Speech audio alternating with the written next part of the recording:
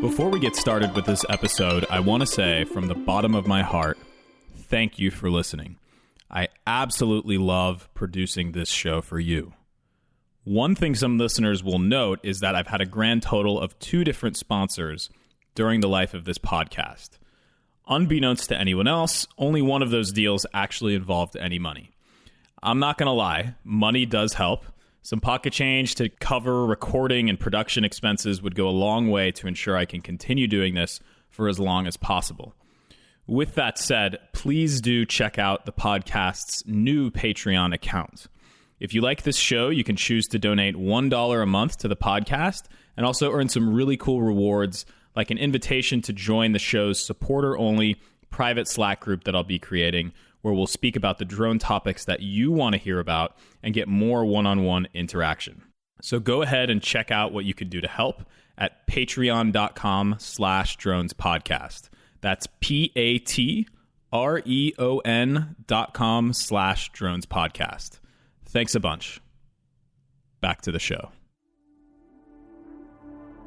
Welcome to commercialdrones.fm, the podcast that explores the commercial drone industry, the people who power it, and the concepts that drive it. I'm your host, Ian Smith. Hey everybody, and welcome to Commercial Drones FM.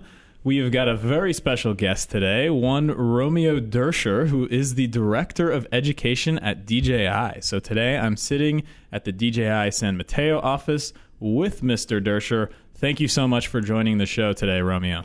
Ian, it's great to be on the show. This is going to be fun. This is going to be a lot of fun. I've been really anticipating this. I remember reaching out to you pretty much in the very beginning of the podcast. I was like, I got to have you on the show. Will you do it? You said yes, but then inevitably business gets really busy. So thank you so much for making the time now. Better late than never. For the audience who's listening and people who might not know you, maybe you can give a little bit of an introduction to yourself. You work at DJI, Director of Education. What is your background? And maybe you can tell us how that kind of got you here today, where we're sitting. Yeah, absolutely. And, this is going to be somewhat of a storytelling session here. So I'm really excited. Well, let's see. You may have detected an accent already. So I was born and raised in Switzerland. So that's what the CH stands for, right? That's right. Confederazione Helvetica. Okay. So that's Switzerland. And, as a kid, I always wanted to work in space science. I wanted to be an astronaut. I mean, like every other kid. But Switzerland, there's not much happening in space. We're not really sending rockets to space. We do, however, have a Swiss astronaut who flew multiple times. So he was like my big hero, and I wanted to be an astronaut. And so my eyes were always fixed on someday moving to the United States. Well, when I was like 6 or 7 years old, my mom and my brother, they took me to Disneyland in LA, and I fell in love with California. All right, so let's move forward. I spent some time in the Swiss military because we have mandatory military service, and I thought, why not be a military pilot? Makes sense, astronaut, pilots, they go together. Well, I got disqualified because of motion sickness. All right, so I decided, I may still be able to become an astronaut, so let's just move to California. So I did. When all else fails, just move to California. Leave everything behind. Leave all the good chocolate behind. Go to California. So I did. And that was in 1997. And I came to the U.S. And shortly thereafter, I finally got an opportunity to work on a space mission. And I was like totally excited because this was, my big dream come true.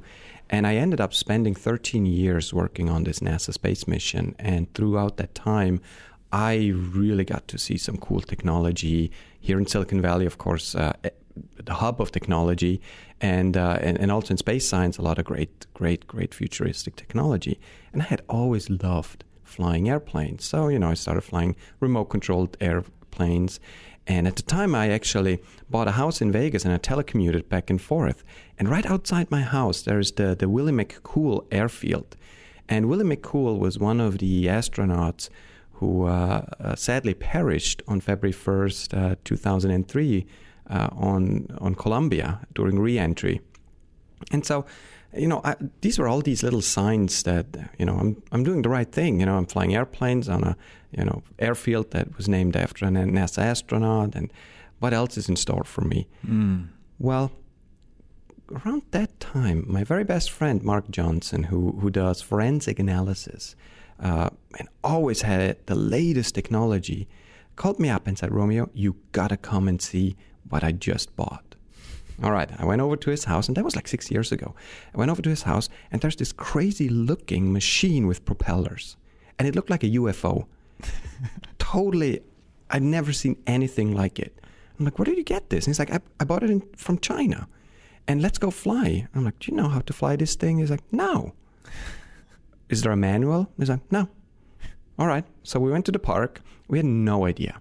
We had absolutely no idea. What year is this? That was 6 years ago. So 2011, roughly? Roughly, yeah, 2010, 2011. And so we went out to the park, and there were also no YouTube videos at the time, because this really didn't catch on until, a year or two later. So we were trying to figure out how this thing works, and we got it to work. We got it to actually spool up and take off. And then we were trying to figure out, how do we get it back down in one piece? It was going all over that park. And it was the most craziest experience ever, but it was so cool because you had this device that in actuality could just hover. All right, moving a little bit forward. So funny, today is Friday the 13th, and in my Facebook memory from 4 years ago, I just today saw that we were using the Phantom 1, and we modified it. We put a little pinhole camera on it, and I'm wearing these ski goggles that we put a monitor inside, and we were flying FPV 4 years ago for the very first time on a Phantom 1. I just saw the picture this morning when I woke up. Yeah, that was a good one. It was so funny because, if you think about it, 4 years ago, yeah, that was there was no FPV fly. I can't even imagine how you guys rigged that together, but... But yeah, that's, we bought the technology and we started playing around with it.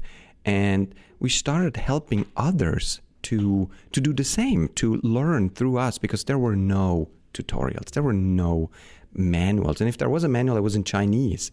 So those were the early days. But boy, was it fun. And then once we realized that we can put a camera on that platform, I was amazed. I was truly amazed, and I started doing aerial photography because I hate video editing. I hate it with a passion. Did you have a photography hobby experience or anything previous to aerial photography? Yeah, I it's like your everyday photographer that, somebody in your family always thinks that you take the best pictures, Romeo. You should go to our party and take the pictures, and then you end up doing it. And then, of course, somebody gets married and they're like, Romeo, you should come and take pictures.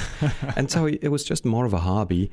But then when I started to see how I can rediscover my surrounding from just 50 or 100 feet above, I was totally intrigued. And so I started learning more about aerial photography. And at that time, I also met Russell Brown from Adobe.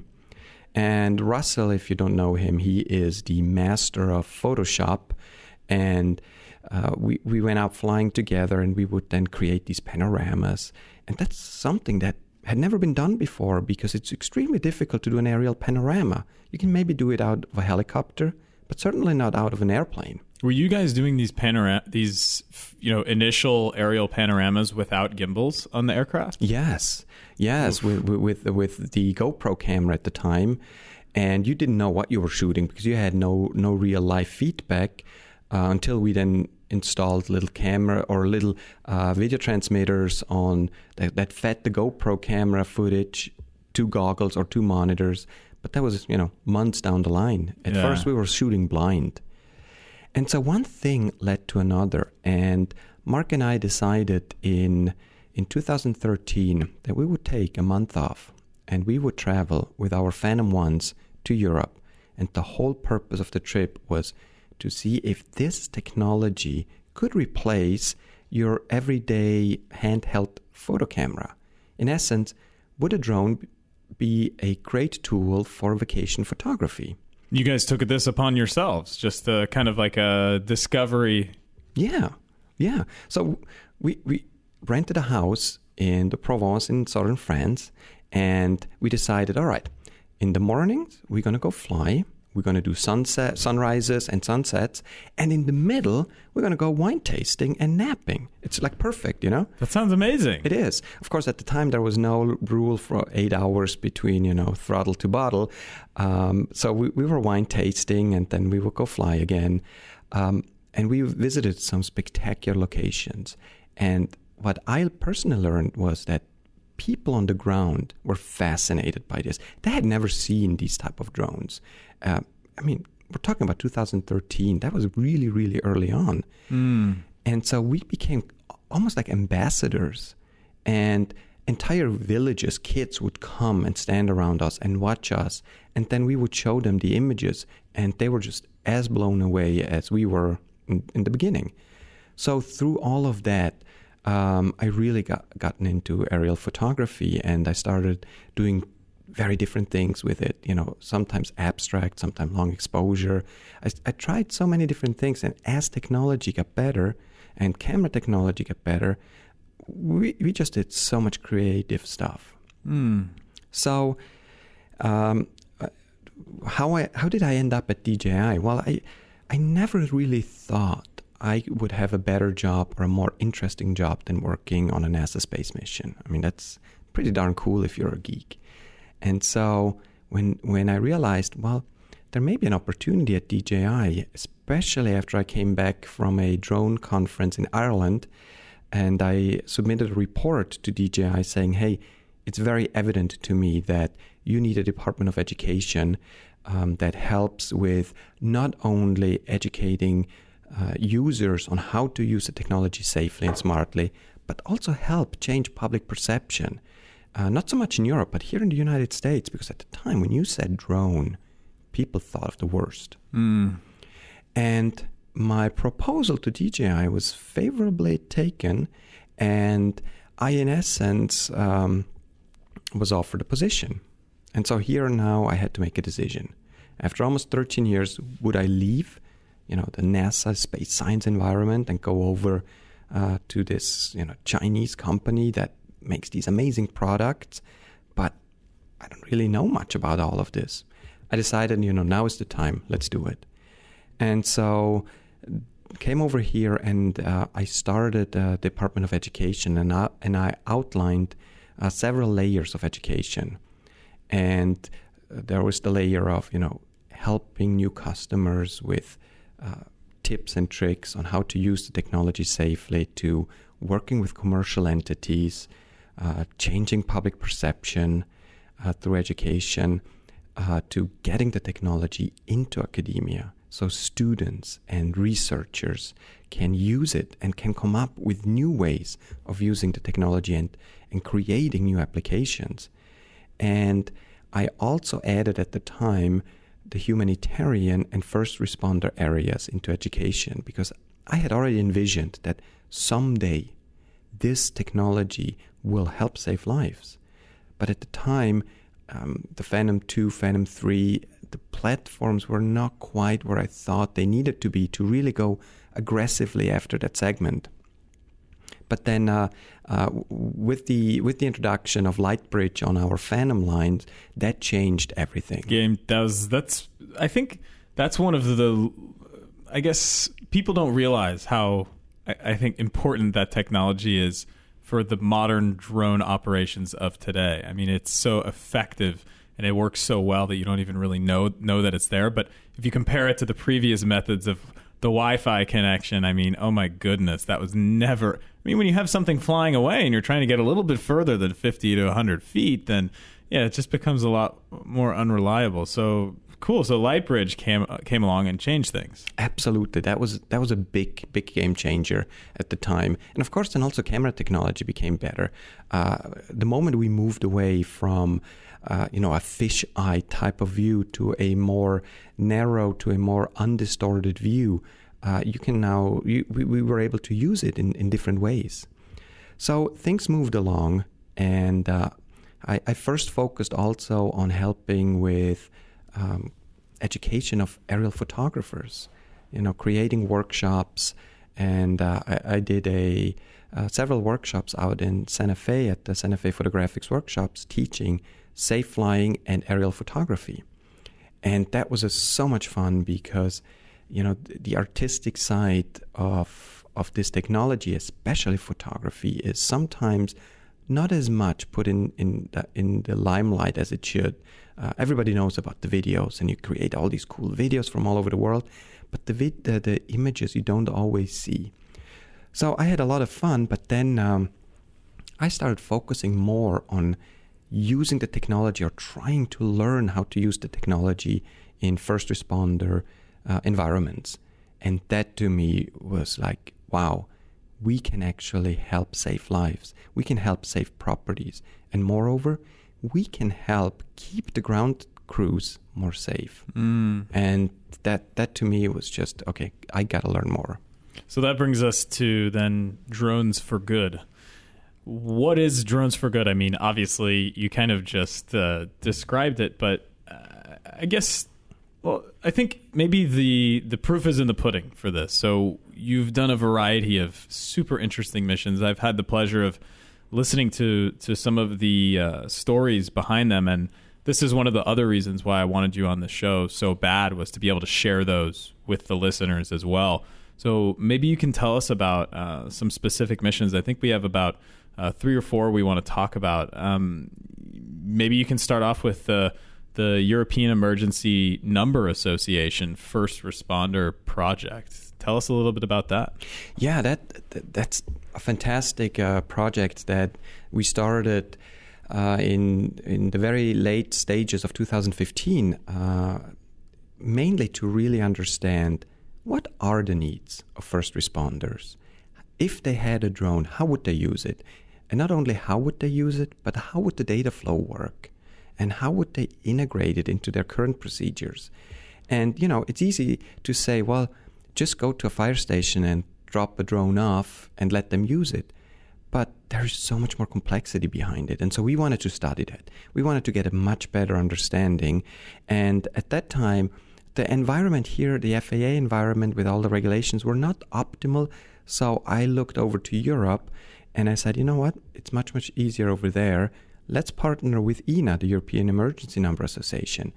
And what is that? Is that like a 911 association or something? Or exactly. So in essence, it's 112 throughout the European countries. And this is a nonprofit organization, that an NGO that is trying to improve first responder services by bringing a variety of different stakeholders together and provide solutions to the needs of first responders in all those various European Union countries. And it was a real natural fit for both DJI and ENA to work together on this. And the interest had already been there.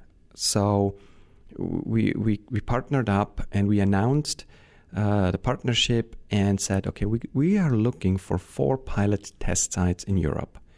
And we got 45 applications from a variety of different countries all over Europe: fire, search and rescue, law enforcement, medical. And so we picked 4 locations. And the whole idea was, we're going to work with those 4 locations on providing them platforms and then studying how they integrate the platform, how they use it, what do they do with it, what data are they looking for, and then get their feedback, get their suggestions, and try to improve upon not only our hardware, but come up through our SDK with solutions that really help them. Interesting. Yeah, that's great. And so that kind of, did that then pave the way? I mean, that was like one of the initial projects to really understand, okay, here's a tool, let's find out how you use it. So you took a very pragmatic approach, documented and everything. We'll kind of pivot over to something. Okay, so this is voice, audio only, but this project that we're going to talk about next is really fascinating to behold.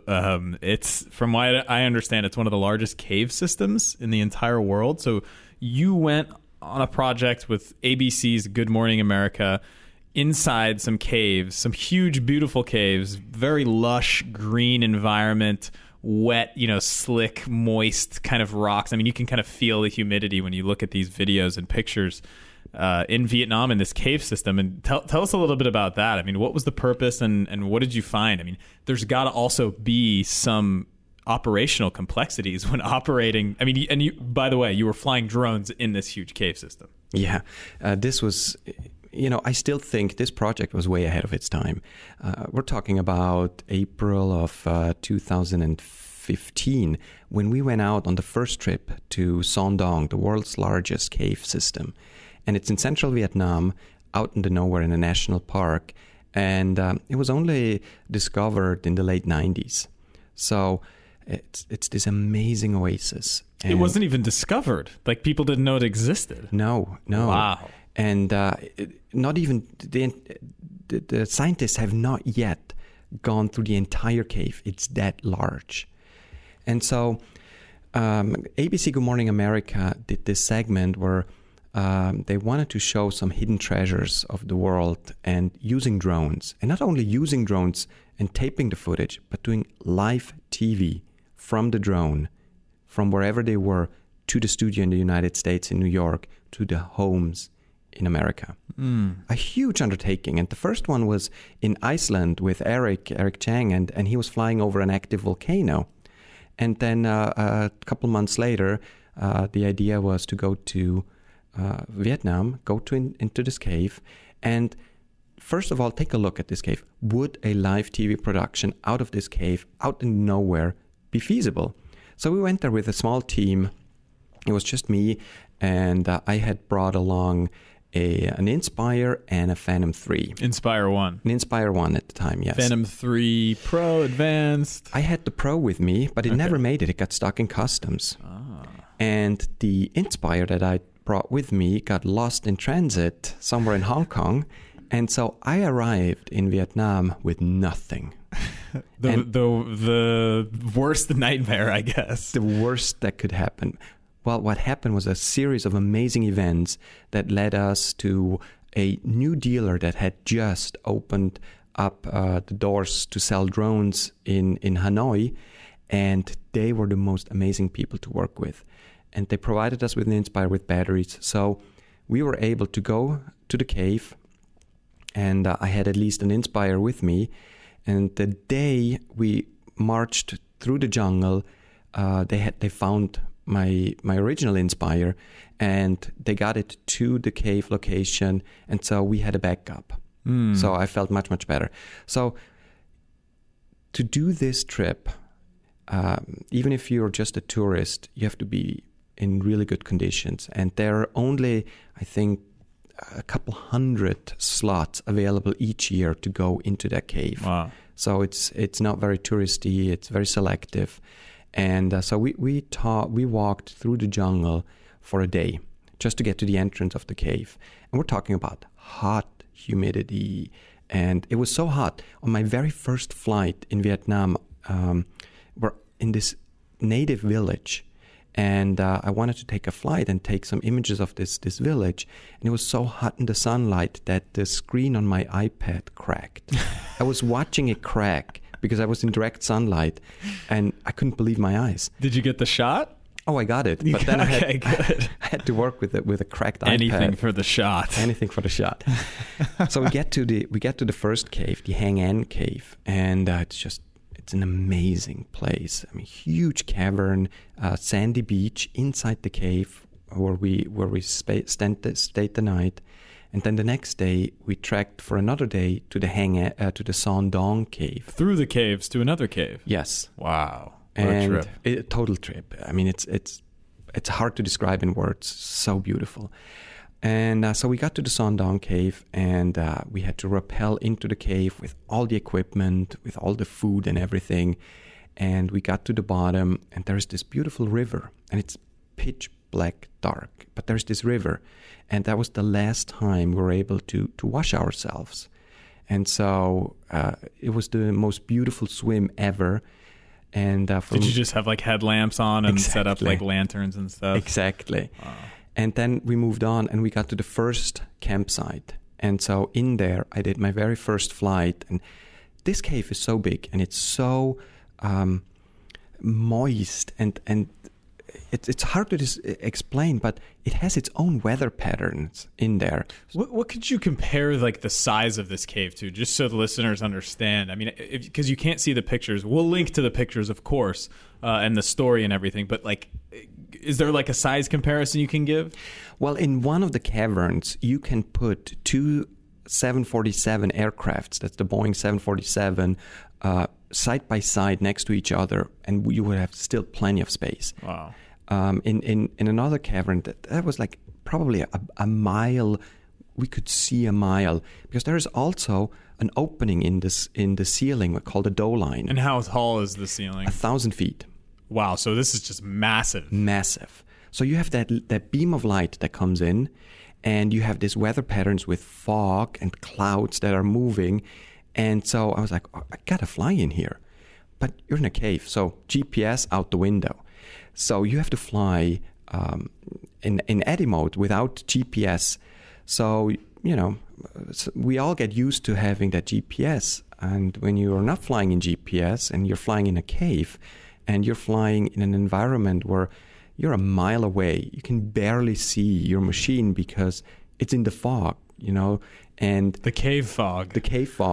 And all you do is you just focus on your iPad that now is cracked. And there's no return to home because there's no GPS. Exactly. Oh my goodness. And the stabilization system of our gimbals is so good that you don't even notice that your machine is drifting because of all the aerodynamics in that cave. And it's just the most surreal experience. Were you being like recorded live during this too? I mean, that'll add another wrench into the complexity. Well, luckily this was only the scouting trip to see, is it even feasibly possible? So from the first campsite, we went on to the second campsite, and to get to the second campsite, you have to cross a jungle inside the cave. It's bizarre. Wow. It's like, Avatar and Jurassic Park, it's all in one. It's just... Are there animals down there? There are animals down there that are not seen above. They have different type of animals down there. And it's so fascinating. It's just amazingly beautiful. Birds too, I imagine. Birds as well. Wow. It's amazing. Now, what did happen though, between campsite 1 and campsite 2, we all got very sick. And most of the ABC team stayed behind, but I had to go forward because somebody from DJI had to go and fly to see, can we fly at the second campsite? And I got there well and didn't feel all too bad, flew, but then on my way back to the first campsite, I got really, really sick. And long story short, we ended up with E. coli, and it was the roughest time to get out of that cave. I'm going to cut that so all people hear, they don't hear any of the beginning part about the cave or anything, but long story short, we got E. coli. Boom. That's going to be a super intro. Yeah. And so we got out of the cave, and ABC decided, yes, we can do it. We're going to do it in 2 weeks. And so what happened was we all went home to get all the equipment that was needed to make it actually happen and to recover from E. coli. And to make things worse, so there was so much equipment we needed to bring, not only from us, from DJI, from all the drones and the backup drones and batteries, but the technical equipment that is needed for a live TV production out of a cave inside central Vietnam. Unbelievable. We ended up with like 100 cases that needed to be transported. Goodness. Stimulating the local economy, I imagine. Totally. And we got actually a helicopter that flew us to the outside of the cave, so we didn't have to do the trek through the jungle, which was so helpful. I can imagine.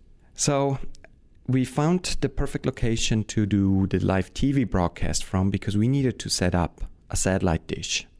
And that had to be, of course, on the outside of the cave. And then we had to run cable into the cave to the area where we would be doing the live TV part. And from there, we went back into Son Dong to tape everything and send it to New York every night.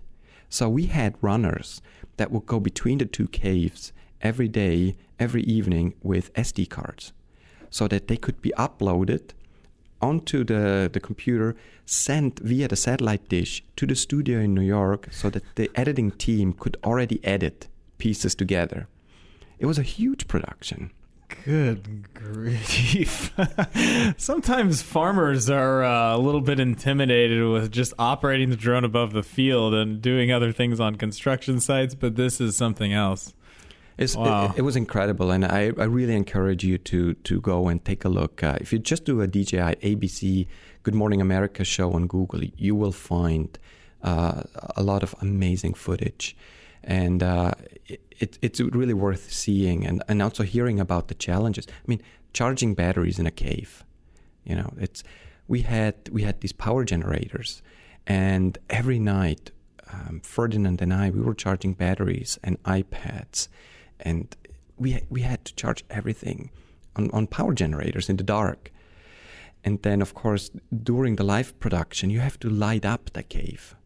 And so you need lights, you need more power generators, and the power generators are loud, so we had to bury them. It was an amazing production. And then you fly the drone and you do the live broadcast from the drone, and people at home were really able to explore this incredible area. I can't wait to look at it again after we've been talking about it. There is one picture that I remember just seeing with that beam of light shining down from that ceiling of the cave 1,000 feet high down, and I think it's either someone standing there or you can see the drone flying in the cave. Is that? Yeah. I'll definitely be sure to share that, and maybe we'll use that for the cover of the episode photo. But wow, okay, so from one tropical environment to the next, so Maldives. So you guys have done some work, DJI, with the Maldives, and that's a really fascinating part of the world. Tell us about the Maldives. I mean, it's just such a unique formation of islands, and I remember hearing this talk that you did. I think it was at Drones Data X in San Francisco where you talked about this project. But if you can give us a little rundown of what you guys wound up doing there from an operational perspective. Yeah, so this one falls into the humanitarian category. And in essence, it's a project with the UNDP, the United Nations Development Program Office, which has a mandate to find new technologies, in essence, that can help various projects. And the Maldives were selected as one of the most impacted countries in the world by climate change. And without getting political here, you cannot really debate that weather patterns are changing and they are impacting people. And the people on the Maldives are very much being and will continue to be impacted by all of this.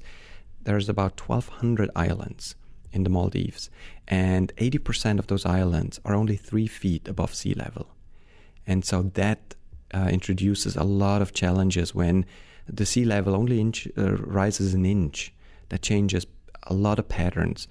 Erosions and floodings are much more seen now than they were in the past.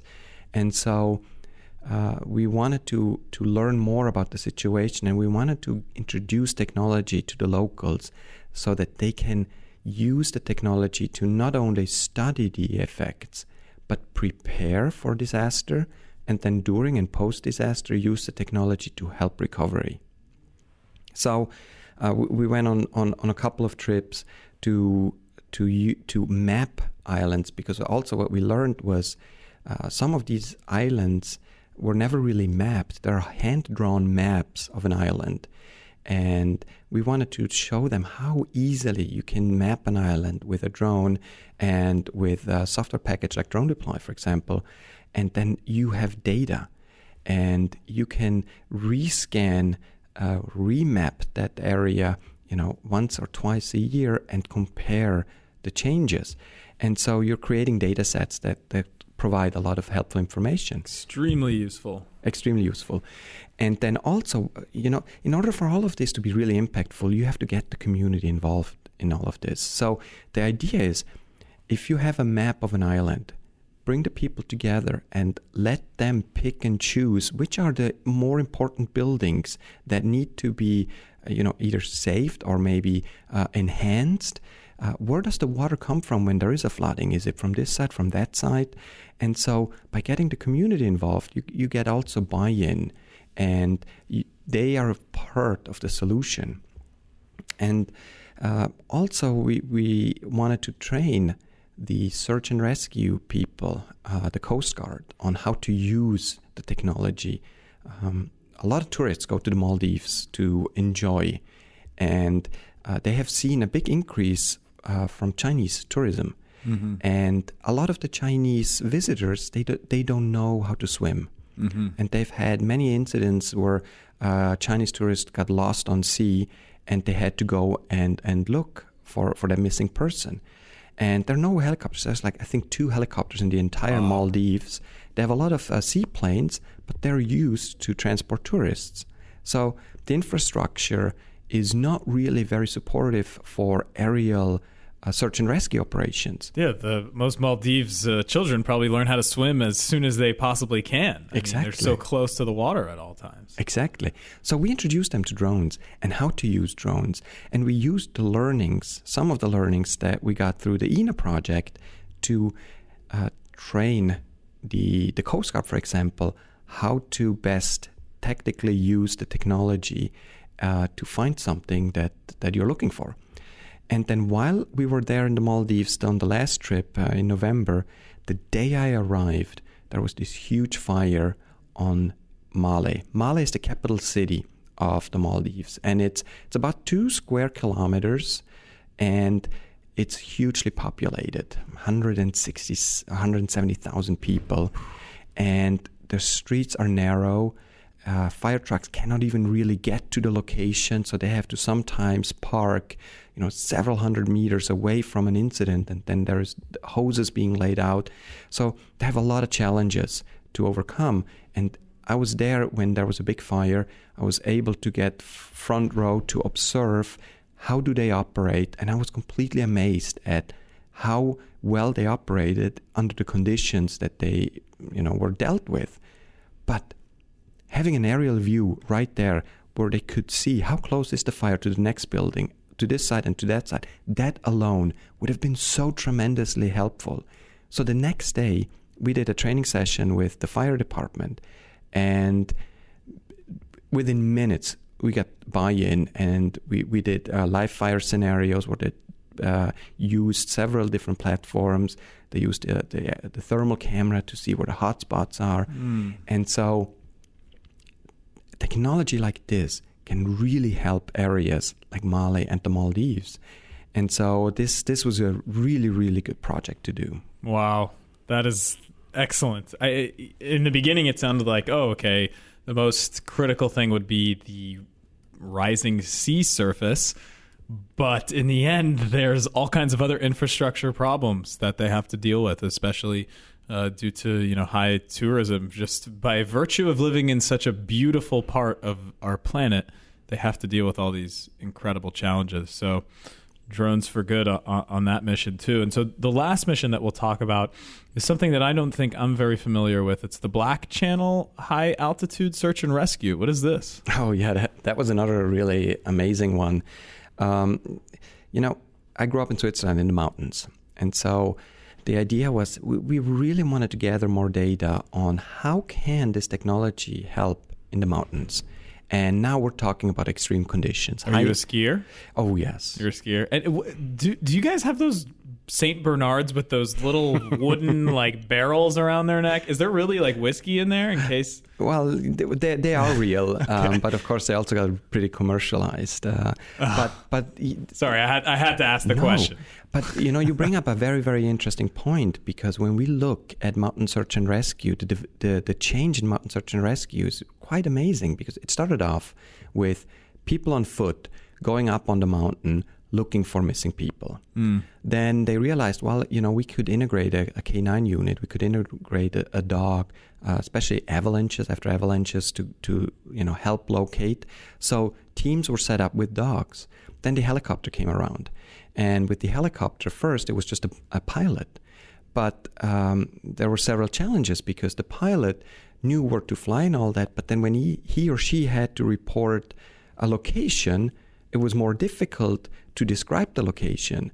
So they said, okay, we're going to add a search and rescue person on the helicopter, and we're going to add a mountaineer on the helicopter because we need to find the best way to get to that person. So suddenly you have a 3-member helicopter search and rescue team. And so it's very fascinating to see how all of this has changed over the years. And now we have a drone. Now we could potentially, what we've learned through all of this, have a drone in a backpack, and they could deploy the drone during a search and rescue mission just to look ahead, for example, what's the best way to get to this location. And so we decided, let's go up on a glacier. Let's go up into environment that is harsh, high altitude, low air density, cold weather, bad weather, and see how could a drone help mountaineers and search and rescue teams. And so we did a test study. We had 3 teams, and team 1, they didn't have any technology than what's already available to them. And they got a call that there's a person missing with a general location, and they had to go and find that person. Team 2, they got everything team 1 got, except they also got a drone. So they could, during their search and rescue operation, deploy the drone and use the data to make better decisions. Mm-hmm. Team 3, they got data that was taken an hour or 2 hours before they went out, and we provided them with a 3D map of the glacier. Data from the drone? Data from the drone. And we provided them with data so that they could pre-plan the search and rescue mission. And then we wanted to see how these 3 teams stacked up against each other. And here's the very interesting part. The team that got the data on all of the tests, they had information that was very, very valuable, because in their minds, these mountaineers, they know their mountains. They know the paths to take. They know, the areas. What they don't know is the conditions of the glacier. So by providing them information, they can quickly adjust their thinking. So they would have gone from A to B a certain way. After looking at the data, they said, oh, no, we're going to do it differently. We're going to go this way. While the other 2 teams were going the original way. So following just the instincts first, because that's all they really knew. Exactly. So that was an interesting learning, that the drone has really moved from a flying device to a data capturing device that actually influences real-time decision making. And so that was really, really interesting to see. That project was challenging because it was in high altitude, and on our ascent up, while we were in the wall climbing up, we got into a storm. We experienced what many climbers experience, and many scenarios start that way. You get caught in a storm. You almost had to get rescued. Luckily, we had drones with us. Yeah, you can fly them. It's like a lassie. Come home, return to home, and. But Ian, there were a couple of times when I was in that wall and there was lightning around us, and I just wanted to get back. I was drenched. I was wet. It was cold. I just wanted to go back. But we pushed on, and I'm glad we did, because it gave us real life experiences, how it is for the search and rescue teams, because they go no matter what weather. They want to help. They want to find people. And if we as an industry can help them with tools, we're making a big impact. How did the drones handle the high altitude? I think the power to weight ratio continues to climb as technology improves, but were there any issues? I haven't heard too many issues with people, flying in high density altitude locations. But were there any issues with like high altitude operations that you've encountered on that specific instance? Yeah. So we learned a few interesting things. So the higher up you go, the less air density you have. So in essence, your platforms have to work harder to keep them afloat. And at some point, there's just not enough air to really, help the platform to stay up there. So we did notice that when you come back in for landing, for example, you have to fly a little bit softer, otherwise you can't stop. But what we also learned was, of course, the cold environment. So you have a double whammy in essence. You have cold and you have high altitude. Those two together really impact the platform. But the most fascinating aspect was actually the impact it has on the human being. Granted, people that live in the mountains and that have grown up in the mountains and work in the mountains, they're not as the high altitude sickness is not a real issue, but it still impacts you. And in essence, you become the weakest link in all of this. And it was fascinating to see. There were several instances where I was watching people put the drone together, and they couldn't get the props on because they put the props at the wrong arms, something they didn't do in the valley below. Just all these little things. Yeah. And even myself, and I grew up in the mountains, but on the first day, I could feel that I'm in high altitude, and it was a little bit more difficult to focus. But, your body adjusts really, really quick. But in any case, during a search and rescue operation, no matter if you're on a lake or on a river or on the ground or on high altitude, the operator also is in essence one of the weakest links in all of this, because if you fly 20 minutes and you put a new battery in and you go for another 20 minutes, at some point, you get tired, you get fatigued, not physically, but mentally. Yep. And little things start to creep up and mistakes happen. And suddenly, you end up in a tree or something like that. Pilot error.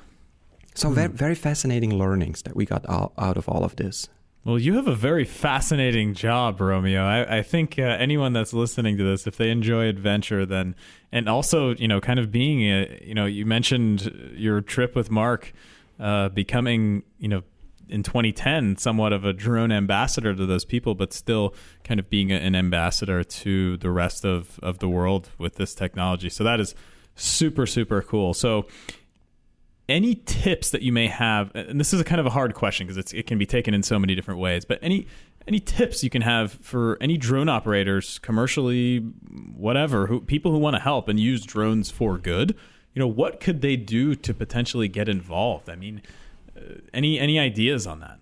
Yeah, there are several things people can do, and there are a lot of things people shouldn't do. And one of the first ones you should never do is, if there's a fire, if there's an incident, don't just go and fly your drone thinking you're helping, because the likelihood of you not helping is much, much bigger than you helping. That is an excellent point. I didn't even think that was going to come up, because if you're flying out there, then the other people who are fighting the fire and trying to save lives can't fly. Exactly. So first thing you should do is, if you're really interested in this, go to your local fire department, go to your local search and rescue units, make contacts. Maybe they already have a drone. Maybe they have been looking at drones.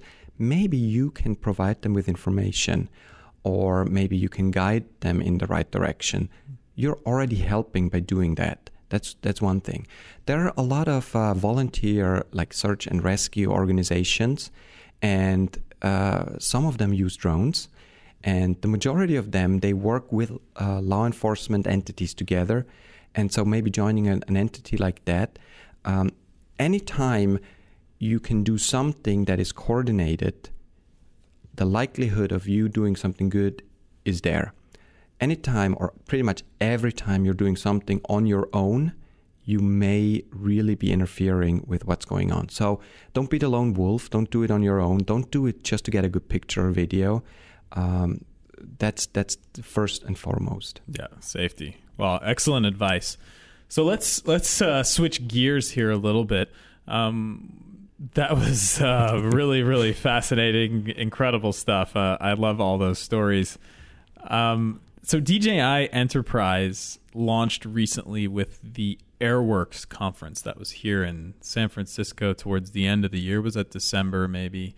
And What's the strategy for DJI here with this enterprise branch of the business and the Airworks conference? Where is this initiative heading? It looks to me it's a lot more commercial in nature for other types of commercial operations, because as we know, aerial video and photography can definitely easily be commercial operations. So what's going on there with DJI Enterprise? Yeah, that's a great question, Ian. There's so much happening. So we at DJI, we really believe that innovation in enterprise comes from disruptive technology that is being used in the consumer segment. In essence, what we're seeing is what once was just a fun hobby is morphing into more and more commercial projects and use cases. And we want to better focus on that. So, for example, today there are over 450 drone companies here in the US alone. And the majority of them, actually roughly 75% of them, they are using DJI platforms to do their services, their businesses. That could be, from real estate photography to inspection to agriculture. And it's estimated that all of this is growing from $9 billion to $120 and even more billion dollars in the next 3-4 years. Those are amazing numbers. And more importantly, we're expecting approximately 100,000 new jobs being created through this technology. Jobs like mine, where we're there from a hardware provider, job like yours, that's from a software provider, and then all the people out there using both the hardware and the software to create something, to inspect something, to gather data about something. So this is a huge, huge opportunity. And also what is happening and what we're sometimes not even taking into consideration is the ecosystem around it. Because, you may need a better case for your drone because you're going to go on a, search and rescue operation, or you're going to go on a inspection out in nowhere land. So you may need not only the case, but you may want a particular vehicle that maybe supports, the charging of the drone and the batteries and monitors for live feed TV. And so all of this creates this ecosystem around the hardware. And that creates other products that go with it. Similarly, if you look at your smartphone, the cases that come with it, the apps that come with it. Through our SDK, we're creating applications, solutions to very specific challenges, problems, or needs. And so this is growing. There is no question about it. And we have not even touched the surface of the iceberg. And now we're starting to see real use cases and real data from companies using the technology and how it has saved them from investing time, manpower, or making a job easier. That roof inspection will always be there, but do we have to send up that guy on a roof? Can we first go with a drone? And then maybe if we identify issues, maybe then a team has to go up on top of the roof. So at DJI, we have recognized that there is a huge potential in industry, and the range is huge. So many different, almost any industry could potentially benefit from autonomous aerial technology. Yeah. And so in December, we had our first DJI Airworks conference here in San Francisco, and that was really geared towards covering the entire drone ecosystem, including hardware, software companies around UAV technology. And it was very successful. We had 350 attendees, 14 media outlets that were covering part or all of the conference, and it really got us a way to connect between us and the users, but also the users with each other and the software developers. And it helped create a much better understanding of what are the needs, what are some of the solutions, and how can we together drive this ecosystem to the next level. And part of this is like search and rescue and first responders. There's a strategic element in all of this, because if we can showcase that the drone is actually saving lives and properties and keeping our first responders more safe, then you cannot argue with that technology. So then we're also helping change how we see the technology, how the rest of the population sees the technology, and we can influence how the regulatory environment is being developed. So we all have an opportunity to be part of this environment, and I think that is all being incorporated into DJI Enterprise. Mm-hmm. So I think you guys announced at the conference also some new types of hardware, kind of like specialized hardware for specific cases. Correct. So would it be safe to say that, if you have a very unique use case and there's a lot of action around it, then it potentially DJI could be looking to, build specific types of hardware to solve those kinds of problems? Exactly. And it's also part of the learning that we're going through, because, we don't know all the needs that are out there. But if we see that people say, I have a need for a platform that does A, B, and C, and if we suddenly see 10 people say that, then we may want to think about creating an in-house solution for that segment. So by doing it that way, we're gathering a lot of data, and we're able to adjust our hardware to help for certain specific tasks. I'll give you a very good example. You can get an off-the-shelf DJI Phantom 4, and it can be used immediately for a lot of great things. But maybe you have a need that is very different from mine. So you may want to do mapping. I may want to do search and rescue. I can go on to the App Store, I can download Drone Deploy, and you can do then the mapping.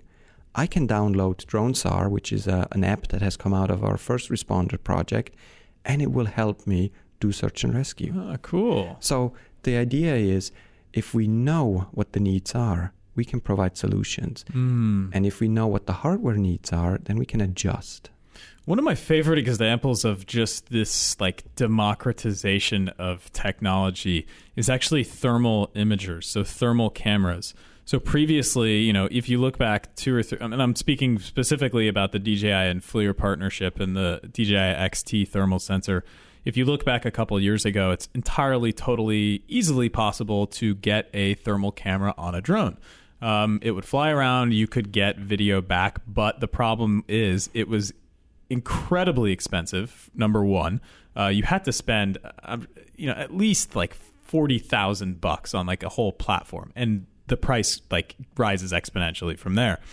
But the actual user experience was never integrated enough. It was always okay, cool, we got this video feed and we just send it straight down to a monitor and boom, that's it. And now with the DJI XT, which is so powerful, it's brought much more usable technology with the light bridge, with the SDK, into an entire package that really works and has been designed to work together. And that's one of the most exciting developments in some of the enterprise type partnerships that you guys have brought forth. It has been that FLIR and DJI sensor technology for thermal, and it can be so useful for as inspection, but of course search and rescue, firefighting, all kinds of different things. So I am excited to see how this develops, see other types of partnerships that develop more types of hardware that are just so much more easier to use by being in this nice ecosystem that people can take advantage of. So that's really cool. So let's look backwards a little bit more, actually. So in the past 3 to 5 years, I have this question here. What one thing to you, I guess I gave you my answer, or one of my answers, but what one thing to you in the past 3 to 5 years in the drone industry has been the most effective new technology that has come about? This is a fun question. There's no one right answer. In my opinion, there were several that really, really made a huge impact. A flight controller by itself is a marvel. Without the flight controller, it would be so much more difficult to pull all of this off. So the flight controller is definitely on top of my list. Then integration of Lightbridge into small platforms, or OcuSync as we have it now on the Mavic, to get very little latency and a very long distance connection to a platform. That's spectacular. The range on it is ridiculous. It is. And of course, that right now is a little bit of a challenge too, because of the line of sight flight regulation. But this is temporary, in my opinion. At some point, in not the very distant future, flight beyond line of sights are going to be happening, and they're going to be happening safe because of the integration of additional sensors and data. So that brings me to the next item that I think has changed the environment, and that's sensors. The ability to start recognizing your environment and the platform reacting to those data inputs by itself, which then leads me to the next item that has or is changing everything: autonomous flight capabilities. The fact that you can set up a ground station flight path and your machine safely executes it, that opens up so many opportunities. And I am honestly excited about the present, but more excited about the future.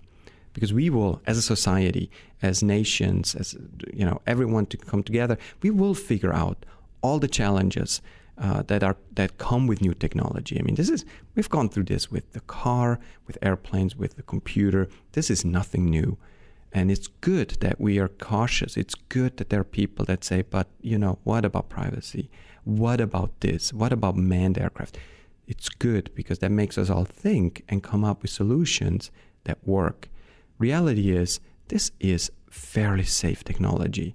If we look at the millions of flight hours that these machines have already provided, and the success rate, it's tremendous. So I'm excited. What does the future look like? If I only knew, but one thing is clear: more data. If I only had visibility into DJI's product roadmap. Exactly. I think the future is data. And we keep hearing that. And what does it really mean?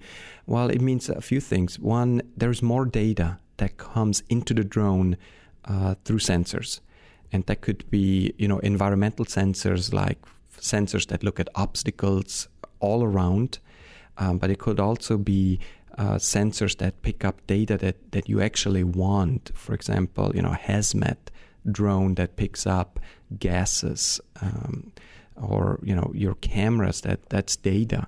So there will be more data, and with more data you can do more things, and with more data you also need a different infrastructure. So this is, there is so much that will continue to change over the next couple of months and years, and things that we have not even thought about yet that will come up. So this is very fluid right now.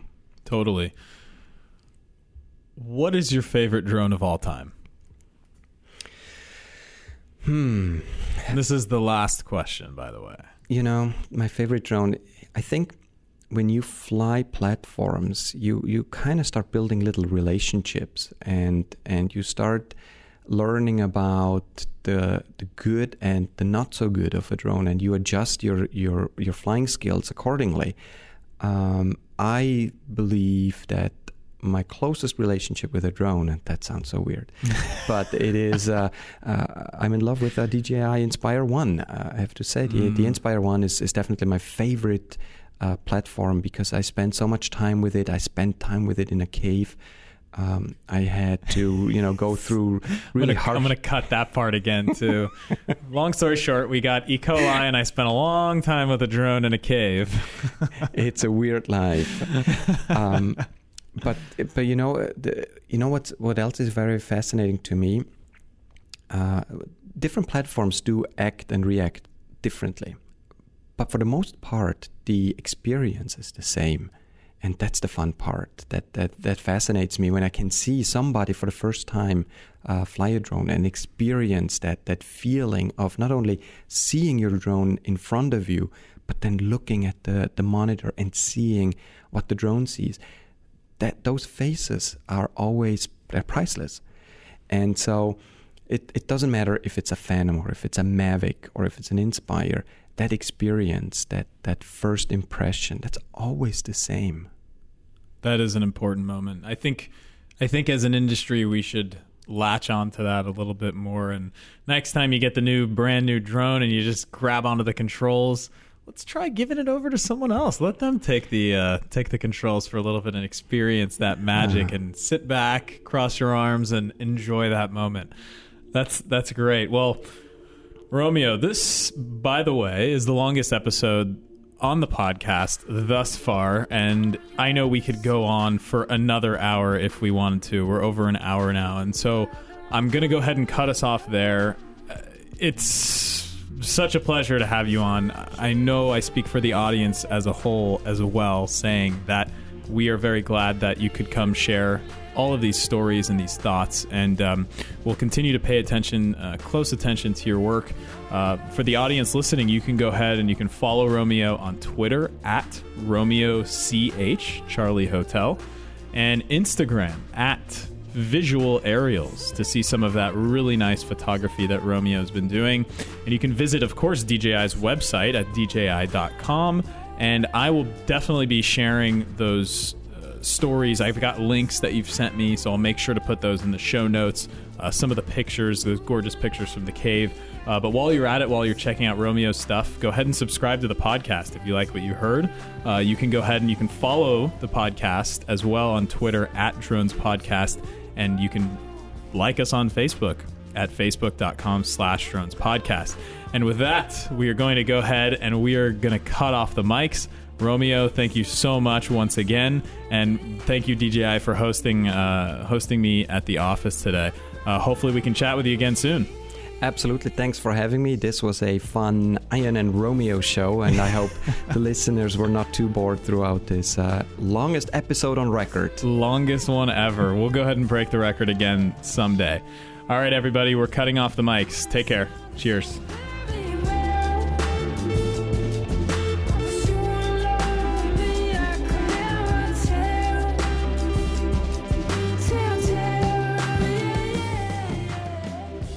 All right, so that's a wrap. I really hope you enjoyed this episode. One thing you can do to support the show is to visit our new Patreon page and consider donating some change at patreon.com/dronespodcast. So go ahead and donate $1 if you're feeling it. I will be forever grateful. Again, that's Patreon, patreon.com/dronespodcast. Over and out.